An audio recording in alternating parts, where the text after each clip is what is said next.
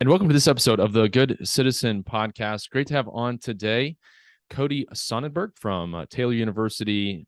Cody, how are you doing today? I'm doing great, Josh. How are you?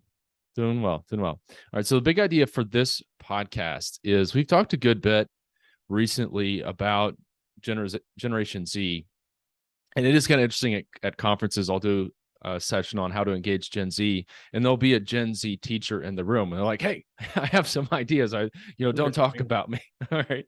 Um, But I think this is a huge issue for the Christian church, and certainly Absolutely. those that are interested in kind of living out our faith in public life. So, how do we engage the next generation to follow Jesus, but then live out their faith? Well, let's actually talk to someone from Gen Z that is doing just that. So, Cody is here to explain kind of how he ended up where he is. So, Cody, if you would just jump right in, say, tell us a little bit about yourself. Kind of where you are in school.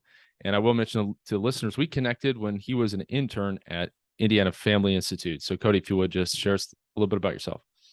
Yeah, Josh, thank you very much for that. Yeah, like you said, my name's Cody Sonnenburg. I am from Holgate, Ohio. If you want to think about where that is on the map, it's about 45 minutes south of the Michigan border and 45 minutes east of the Indiana border, so up in the northwest corner of the state. And I'm currently a senior at Taylor University, and I am double majoring in political science, philosophy, and economics, PPE, and in biblical literature. So you have like nothing going on. That's a lot. Uh, and so I appreciate your interest. Also, someone that loves Jesus. And so it's this question that we get all the time, and you may be tired of hearing about it, but I'll often hear an older people in the older generation say, well, quote unquote, young people or the next generation seem to lack an interest in Christianity. And so I wanted to start first with your faith journey as a member of Gen Z. And as we talked about, roughly something like born in 97, 1995 to 97, till maybe 6 or 7 years ago. And there are different definitions for this, but members of Gen Z are either knocking on the door of middle school or they're 24, 25, kind of coming through college. So as an individual that ended up at a Christian college, Cody, would you share just a little bit about your testimony and what was it about your church, your upbringing that gave you kind of a resilient, active faith and that now leads you to want to live that out in the public square? Yeah, absolutely. So, yeah, my faith journey, I guess I have to start off with saying that I've been blessed with two incredible parents in the faith who are very strong and convicted by what they believe. I have a younger brother who's the same way. So, thankfully, in the home, it was a blessing to have that. For the first 11 years of my life, my family attended and was very active in an ELCA Lutheran church that wasn't far down the road from me. And family had went there for a long time. And then it got to the point when I was 11 years old that my parents made the decision that the ELCA was going way too far into a progressive direction than my family could essentially handle, and that it was time to make a change because at that time I was 11, my brother was 9, and they wanted us to have the most positive faith and church experience that we could. So at that point, we started going to a very theologically sound Nazarene church that's about 12 minutes north of where I live. And it was here when I was 12 years old, I was a sixth grader, that really I felt like I was truly making my faith my own. I was blessed in that through youth group and through Sunday school, I had some very strong and well-rounded and educated male leaders in the church who really took me under their wing and got me into getting an interest into theology and really helped me to dive into the deeper questions of asking what I believe and just why is it that I believe that. They got me into daily Bible reading habits. They got me into reading 2 chapters a day out of the New Testament every day, and they told me to never miss a day. And in that time, I know my Sunday school teacher, he would always find time to explain to me, what I was reading. I mean, just sort of a funny story about beginning to read the Bible. I remember I started reading Matthew, Mark, and Luke, and I thought there was a mistake in my Bible because I thought I was reading the same thing over and over again. Oh, And it's it like was this sounds familiar.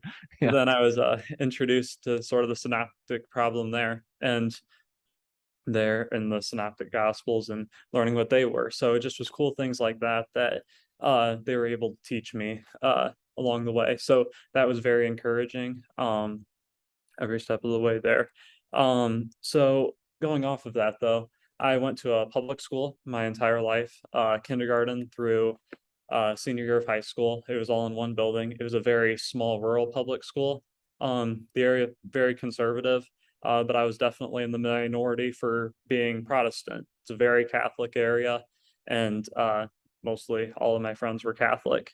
And one thing that I struggled with was just that nobody really at my school, whether this was parents, teachers, or students, very few knew what they believed and really understood what it was or why they believed it. I mean, they attended church, but there wasn't any substance to it at Mhm. all. So the iron sharpens iron effect from Proverbs 27 we read about really just wasn't there. And I'll admit it was tough. Every step of the way.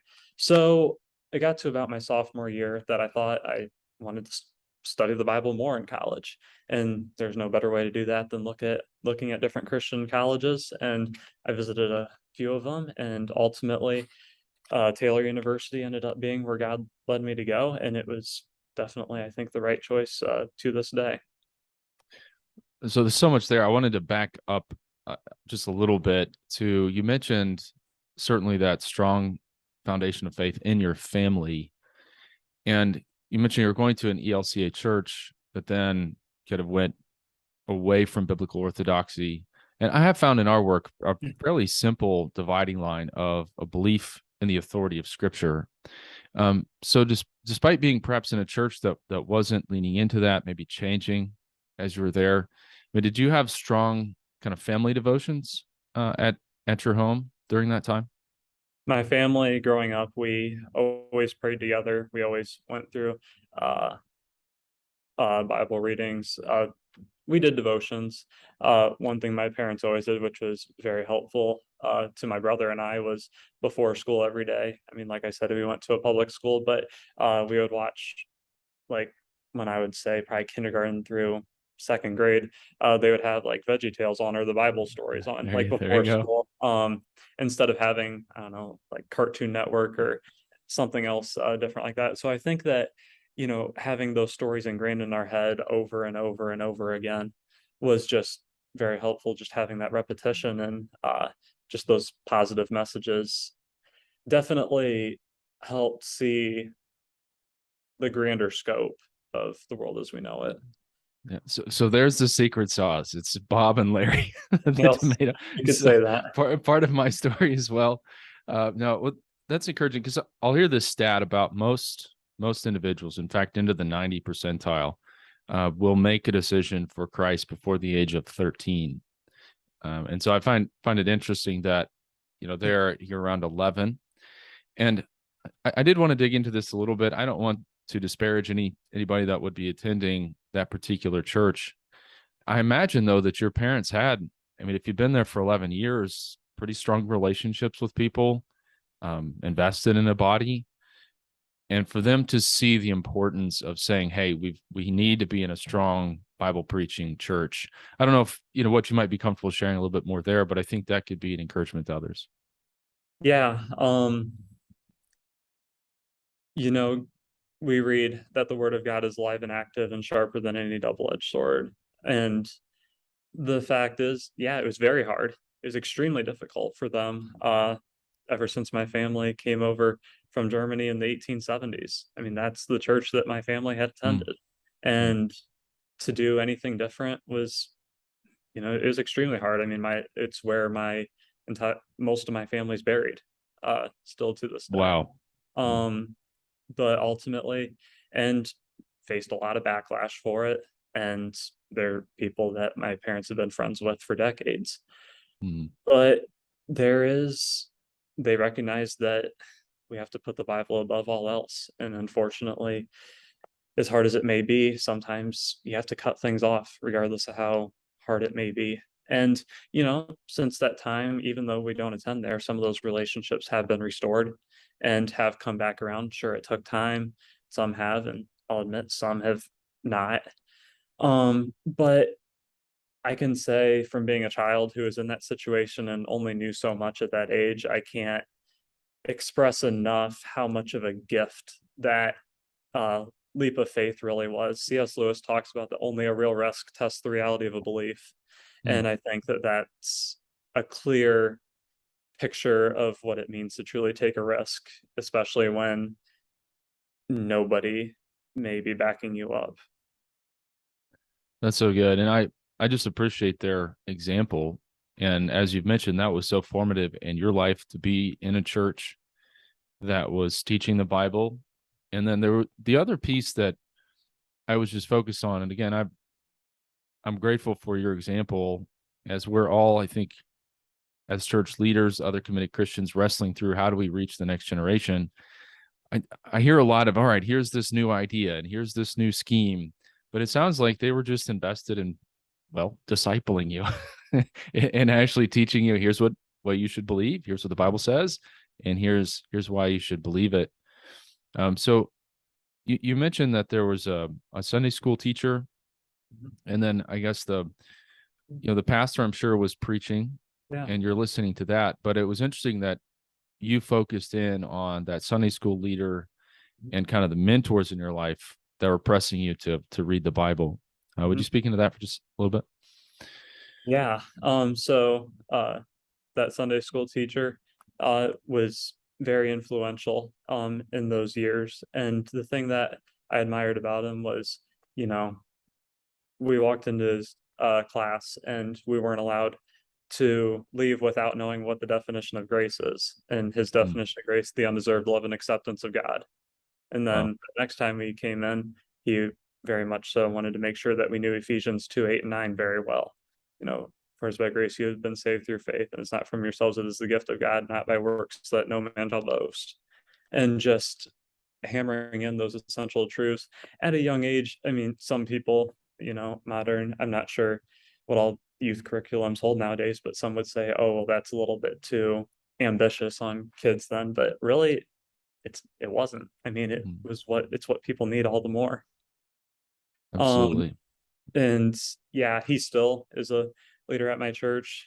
In the summers, I was blessed. He leads a men's group at 5:30 a.m. on Saturday mornings, and I attended that regularly this summer. And that was just as good as a Sunday school class when I was back Yeah. in middle school. So I You, enjoy. you, you Yeah, said that pretty quickly, I'm sorry, but you mentioned a men's group on Saturday morning.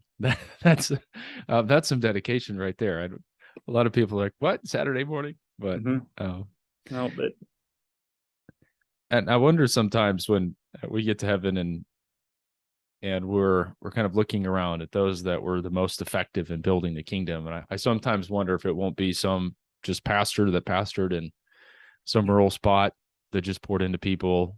And I'm so grateful for that example. And it's an encouragement to me as well, just to kind of focus back on the basics on absolutely. making disciples.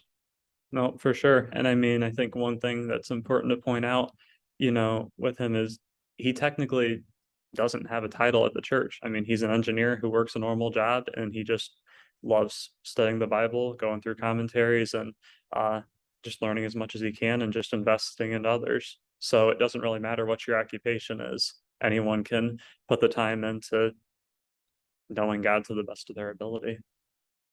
That's awesome. Thank you for sharing that. So, what you mentioned, you went to a public high school. What Mhm. pressures or challenges did you face in following Jesus? And I would say in high school, but also perhaps even in college. I know that sometimes even at a Christian college, and I know Taylor's a great university, but there can be pressures at any Christian college that's still like, all right, we're here, we're supposed to be following Jesus, but that can still be complex. Absolutely. So I'll start off with high school. So like I said, I went to a very small rural public high school. And like I said, most of my friends were Catholic, but not like real strong Catholics. And, it was a pretty conservative school still, even though it was public. I mean, just with regards to teachers and students. So a lot of the common day things that you're hearing in the news nowadays wasn't really present there, which is a blessing, but it definitely came with different challenges of its own because with it being a small school and when not many people are minded like you feel very alone, and it's extremely difficult in that time. And yeah, I mean, I faced a lot of the common pressures from my friends, such as partying, drinking, sexual activity, uh, pornography. But I was very blessed in that time that the strong men, leaders at my church had ingrained in me beforehand to stay away from those things, Mm. and that it only leads to destruction. And had it not been for their strong alpha leadership per se, I would like to think I would have stayed away from it, but I don't know if I could say that I would have had I not had their influence previous to that.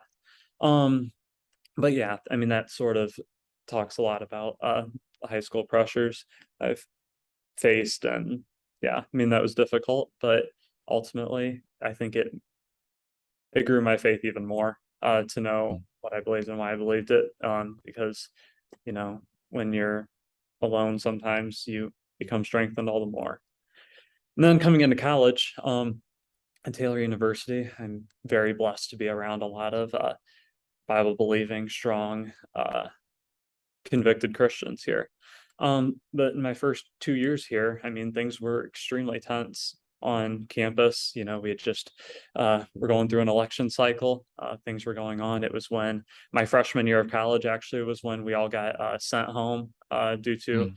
restrictions and everything. And we came back, and thankfully, Welcome to college. Oh, wait. yeah, that Yeah. was that's a good way to put it, actually. And but I'd have to say, just by sitting in on some of the activities on campus, the biggest thing that I had to wrestle with and discern was who Jesus really is. What does it mean to be an evangelical Christian?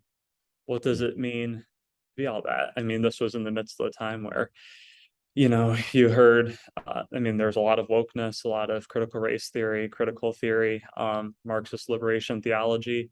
Can't say it was a dominant force on campus, but it was definitely spreading, is the way I could put it. So hearing that, it definitely, I could tell something was definitely off with it, and it wasn't anything that I bought into, but it forced me to be like, okay, well, why is this wrong? Um, why is it that this is leading so many different people astray? And why is it this way? So that definitely challenged me in my first 2 years. Since then, thankfully, things have been a little bit calmer on campus from my junior and senior year thus far. But yeah, I'd say those were some of the biggest challenges that I faced in college from a theological biblical standpoint. Yeah, just a couple of points of follow up there. As you mentioned, high school, and sometimes in churches we consider like the youth pastor, student pastor, kind of a lesser important role, and kind of the junior pastor. And I understand the kind of the reasons in history for that, but as your story suggests, that is an incredibly important position, and even perhaps prior to high school. I mean, it's more like in the middle school formative years that it seems like it was the most important. So just a shout out to all those in student ministry out there. Keep doing the great work that you're doing, even if you're not in a titled position. That's really important work. And then, as you mentioned, at college, and I do think in the university setting, it can be an opportunity like this. This is the place for us to wrestle with ideas. And so I'm grateful for what you mentioned about you really had to sit down with those ideas and say, all right, what is it that I believe about this? Why is it, if I'm comparing it to scripture, why is it's something that I'm not going to pursue? And so that's sometimes I think we can completely hide ourselves from ideas, and then we're not ready to debate them. We're not ready to engage with them. And I don't think we should be scared of it. Let's just dive in. And I think that the gospel is the best idea. And so just be confident in that. So, Cody, you're also interested in engaging in public life. Right before I get to that, though, I did just want to ask you. We've been through a good bit of it, but I was just wondering if you had any specific ideas or encouragement for those that are ministering to Gen Z and now to Gen Alpha. That as they're ministering to them, how any thoughts from your upbringing, even what you're seeing among your peers now? Yeah. Going off of that, I would say that we live in a very tough time period. And what I mean by that is a lot of the ideas that would have been considered almost absurd and unthinkable a decade or two or 3 decades ago are reality now, and that they're definitely happening. And it's an inevitable fact of life that Gen Z and Gen Alpha are growing up in this as they're being educated and almost programmed to see this almost as normal. Mm. And I'd say to you who have those roles to really take the time to decipher, you know, these are the people that I'm ministering to. I mean, John 10, the shepherd's voice. You need to minister to the best of your ability. I mean, as the gospel declares there. There's a Bible passage that I also would like to point to. It's the first 5 verses of 2 Timothy chapter 4, which tell us this, that in the presence of God and of Christ Jesus, who judges the living and among the dead, and in view of his appearance in his kingdom, I give you this charge to preach the word and be prepared, both in season and out of season, to correct, rebuke, and encourage with great patience and careful instruction. For the time is coming when people will not put up with sound doctrine. Instead, to suit their own desires, they'll surround themselves with many teachers who tell them only what their itching ears want to hear. They'll turn their ears away from the truth and turn to myths. But you, keep your head in all situations, endure hardship, do the work of an evangelist, and discharge all the duties of your ministry. And looking at that, the people of Gen Z and Gen Alpha, many of them do not need their ears tickled. I mean, sure, we need care. We need care. I mean, we need nurturing, but at the same time, we also need to sometimes be put in our place when we're in the wrong. We can't be afraid to uh, let ourselves be known when we're in the wrong and ultimately how we can grow from it. It's the only way that we become more like Christ, and it's the only way that we can ultimately grow to lead others to know him. Those are just a lot of the uh, things that we need to keep in mind in this present age, and just that, things are going to probably continue to be more hostile in certain areas, and that things will be tough. But ultimately, you look at church leaders thinking more on the mainstream level right now. I mean, you got guys like Owen Strachan, Bodie Baucham, John MacArthur, and Albert Mohler, just to name 4 guys who seem to be on the big stream, who are very attractive to, I guess you could say young men like me who like to study the Bible very diligently, and just seen as Mm. good examples who are willing to be lions for truth rather than be weak, soft, and scared on essential biblical truths that will ultimately lead to persecution and trouble, but ultimately we work for a higher purpose. And we just need to keep that higher purpose in mind at all times, and just remember that, this is but a vapor. Well, amen to all of that. And that's personally an encouragement to me. And so thank you for sharing that, Cody. I hope it's encouragement to listeners as well. So as you mentioned, you are interested in public policy and the law. And so what kind of took you down that path as you were following Jesus, trying to develop, what is your vocation going to be? How did you end up there? Yeah. So I would go back, and I'd say that I first kind of got interested with the political realm back in 2008. I was an 8-year-old at the time, and it was the time there I was pretty excited. I won the citizenship award in my elementary school All for right. just caring about the election and just having conversations with my schoolmates at that time, and even my All right. teachers about it. So I'd say that uh, began then, and I think it was just because we had the news on a decent amount also at home in the evenings, and I was always just very interested by the world events and what was all going on there. But I would say that really what sparked my interest was coming in 2015 with the Obergefell v. Hodges case. There where same-sex marriage basically became legalized and was going to be recognized, and basically given a lot of the same rights that uh, a normal heterosexual relationship would have. And it really struck me then, I would have been 15 at the time, that law and policy matters. Leadership I'm, does s- uh, matter as I'm Christians. sorry, Cody. I'm just there's going to be a lot of people on the podcast that are going to have to just take a moment because you were 8 in 2008, you're 15 in 2015, and we're all just feeling really old at the moment. So thank you. All right, keep going, please. Definitely. But yeah, I mean, I would say that decision, it showed me, you know, that law and policy does matter. I mean, as Christians, we ought to have a place in government. I mean, we do need to vote. We do have a biblical role of citizenship to ultimately advocate for sound biblical doctrines and values that go into our laws and ultimately how our country was founded. And that's encouraging because sometimes as Christians, you'd look at something like that and say, wow, culture is really turning against us. And so I don't want to head into that because it's difficult. Things are turning against the biblical principles. So I'm encouraged that you saw that as, hey, this matters. And this is an area where I can serve and I can minister. And so you said you won the Citizenship Award in 2000, and in 2008, sounds like you've kind of continued that emphasis. And so you've been helping lead a student organization, I believe, there at Taylor. And so Yeah. what has your experience been in doing that at college? Yeah, so during my sophomore and junior year on campus, I helped contribute to leading a Turning Point USA chapter on campus. And it was here, this was a time, my sophomore year specifically, that things were a little bit tense on campus. And we felt like that a lot of conservative voices on campus were kind of being ignored. There just seemed to be a very loud minority of very progressive liberal voices that were having a very strong presence on campus, and felt like that there was a need to be a little bit of a wake-up call. So we had this Turning Point USA chapter that we started, and we met once every other week throughout that semester and had very large turnouts of people who agreed and disagreed with what we had, but there was very good dialogue that was had for the most part. There were definitely a lot of challenges that came with that.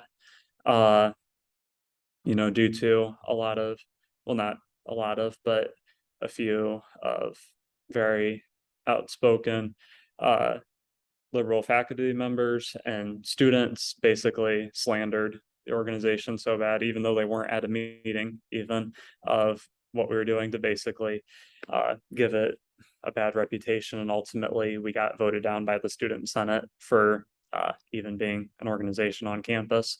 So I can't say that we're presently meeting, but I will say that even though we're not presently meeting, it still had a big impact on campus, and that people were like, hey, the silent majority is still here, as President Trump would say. I mean, we're still here on campus. We're still, there's still people who care about historic, grounded theological truths, and that these do in fact inform how we see our society. I mean, the common notion of, well, a growing more common notion of thinking that, well, personally, I believe this, but policy, I believe something else. Well, that just doesn't work as Christians. Our faith matters for every aspect of what we do.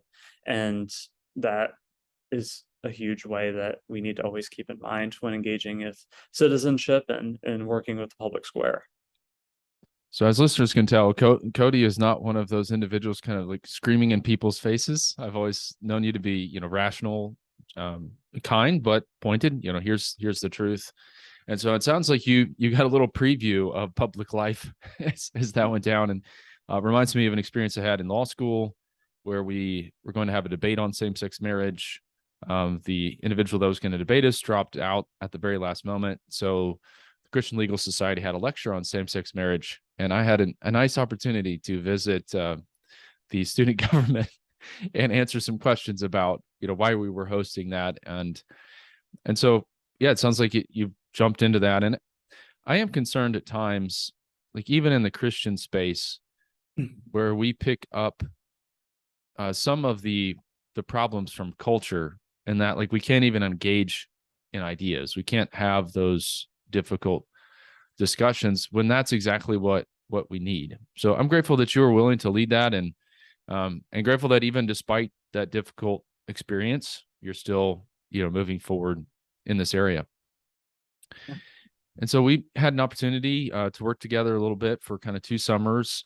And so you now have had a little opportunity to work for and with Christians in the public square. So what were some of your maybe reflections, lessons? Hopefully it was don't work with Josh, but any reflections or thoughts? Yeah. First off, it was an incredible experience. But yeah, I think that it just reminded me that these issues are very prevalent even in the Midwest. I mean, I've heard from even friends and uh, people who are much older than me say, "Oh, well, these issues we hear about on the news, such as transgender issues or abortion, they really aren't that prevalent in the Midwest, or they really aren't." But that's the furthest thing from true. I mean, these are happening everywhere, and people talk about, if you don't do politics, politics will do you, and it will Mm, only become mm, uh, more apparent where you're at, where the neglect of being able to engage in these public policy issues where they're planted. So yeah, I mean, working with the Indiana Family Institute, I was able to engage in those issues. We worked on issues of critical race theory. We worked on a parental rights case. We worked on, just learning more about DEI and the influence that DEI is having on public schools. For those of you who listening who don't know, DEI being diversity, equity, and inclusion in public schools. I mean, with uh, schools implementing officers in to make sure that there's curriculum put in a lot of times that is based in Marxist critical theory or critical race theory, or radical LGBTQ inclusion for that matter. And there's even a bill, I believe, and you can correct me if I'm wrong, Josh, that there was a bill in Indiana that was attempted to be passed, but thankfully got struck down, that would have required all Indiana public schools to have a DEI officer within their building. And like I said, thankfully that got struck down. But if it wasn't for organizations like IFI taking a step, and for people who are strong and convicted of what they believed, that something like that could have easily happened. yeah. And with that particular issue, it was one of the things that has concerned me is, should we teach America's history? And certainly our I will often say the American Republic is imperfect but impressive. And so there are Absolutely. certainly issues in our history that people need to know. Hey, you can't just talk about the great things we've done. We're all fallen humans, and I think the doctrine of sin really helped explain that. Like, we can be both magnificent and monsters at the same time. But these efforts were more along the lines of taking this, everyone's oppressed oppressor, it doesn't reflect the biblical view of us as humans and sinfulness. And so, yeah, we appreciated your work with us. And as you mentioned, I'll often say these issues are wherever there's an internet connection. Whether there's an internet connection, these issues are impacting us. And so we certainly enjoyed having your help over these 2 summers. And what is kind of your next step? I know that you're thinking about law school, and after all of these experiences, where do you sense God is leading you?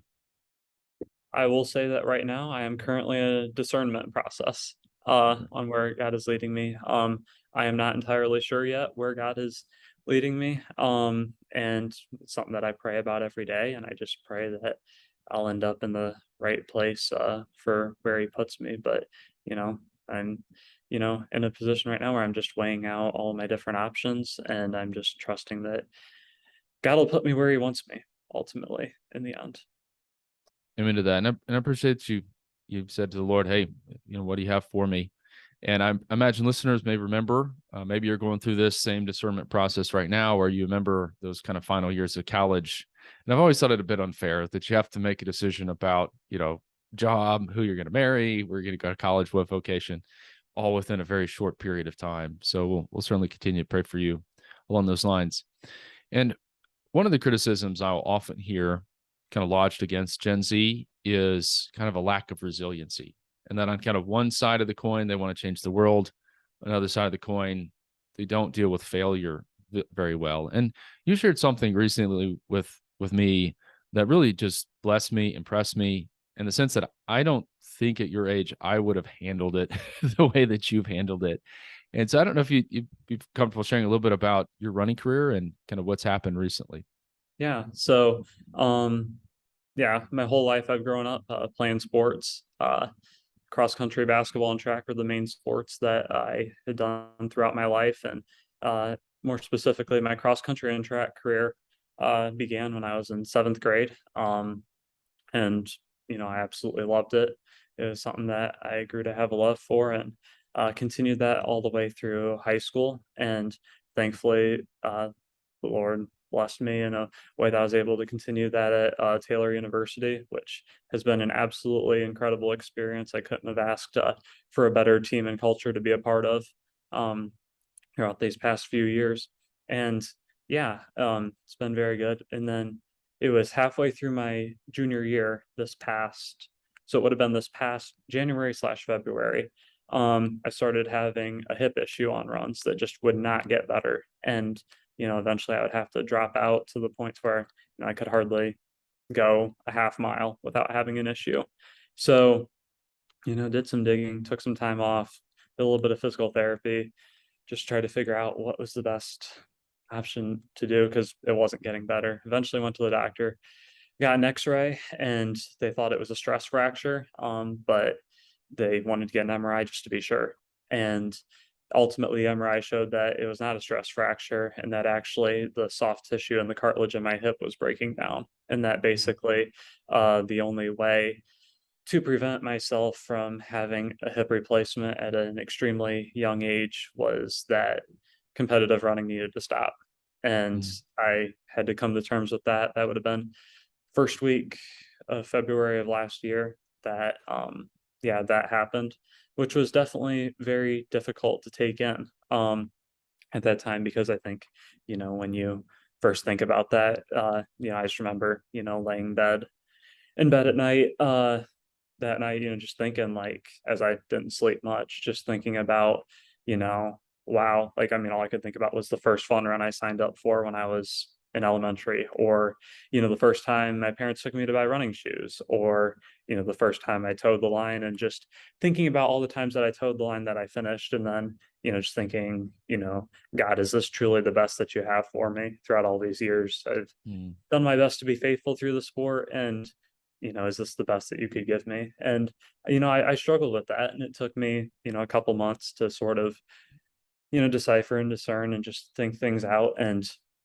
thankfully in that time, my coach was very good with me, my biggest cheerleader probably through it all. And he basically said, hey, I know you're in a difficult place and I totally understand if you don't want to, but I'd love you to still stay around and help out with the team and just help continue to be a leader and a presence there for everyone. And I ultimately took him up on that, and God has provided in amazing ways through this new role, and just seeing the sport uh, from a new perspective. I've been blessed with 9 years of competition in it, and basically my 10th year in it is just from a new perspective. And Mm. just helping out the guys and just helping out some of the younger guys. We have a lot of new freshmen this year, and just being able to know them and just get to invest in them and the guys who have been my teammates for a few years now, just to see them and just see how I could best invest in them to the best of my ability. And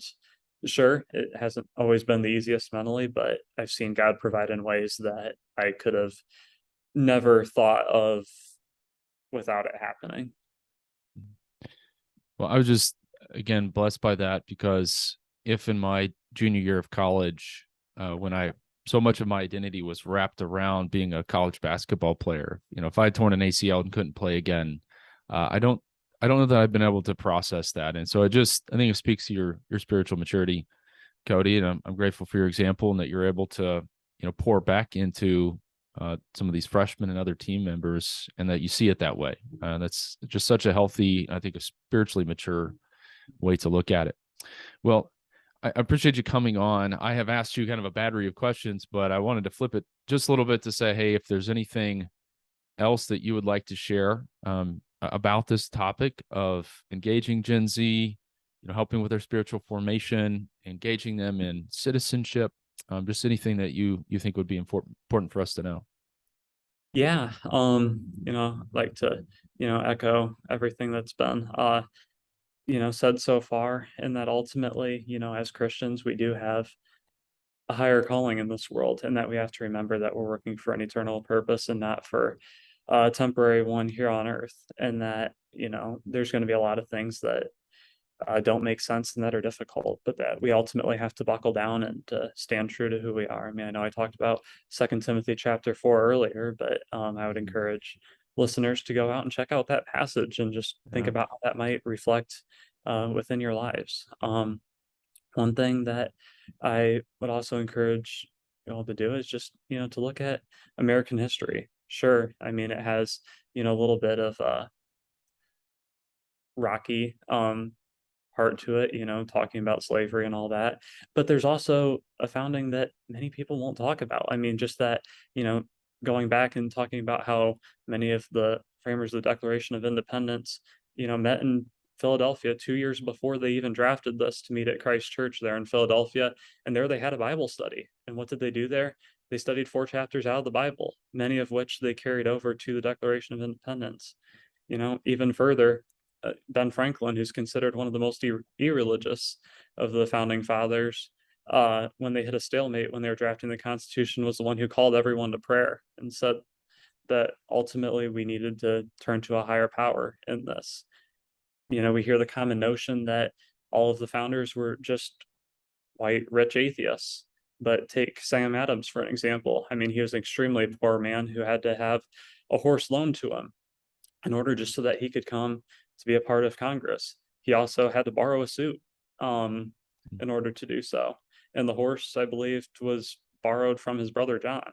So looking back on it, so yeah, I mean, and he's also portrayed as a devious alcoholic. But when you look at the documents of a lot of what the founder said about him, he was one of the most openly Christian about his faith, or open about his faith of all the founders there. So, just looking at it from another perspective of, our nation does have some very rich and clear Christian principles that are with it that ultimately have made us to last for so long. So, I mean, I would encourage all of that as well. And ultimately, one more verse that I would like to carry with y'all just comes from Romans, which is Romans 12:2, and that do not be conformed any longer to the pattern of this world, but be transformed by the renewing of your mind. Then you'll be able to test and approve what God's will is, his good, pleasing, and perfect will.